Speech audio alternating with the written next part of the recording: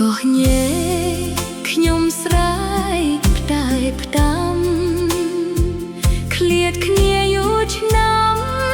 ទុំរំជួមដងឃើញមុខកាលណាអូនពោលផ្ដោផ្ដងអូនសូមថាបង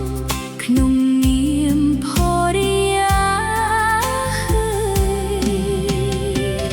អូននៅស្ដាប់ព្រៃបំភ្លៃសូរសៀងជាមួយចម្រៀងថ្នាតថ្នមស្នេហាអូនមើលទឹកហូរក្រៅក្រថ្មដាដូចបងមានត្រៀអង្អើលសក់ស្រីអាសូរក៏ញ៉ៃពុះចាយបេះដូងមកចងលើទ្រូ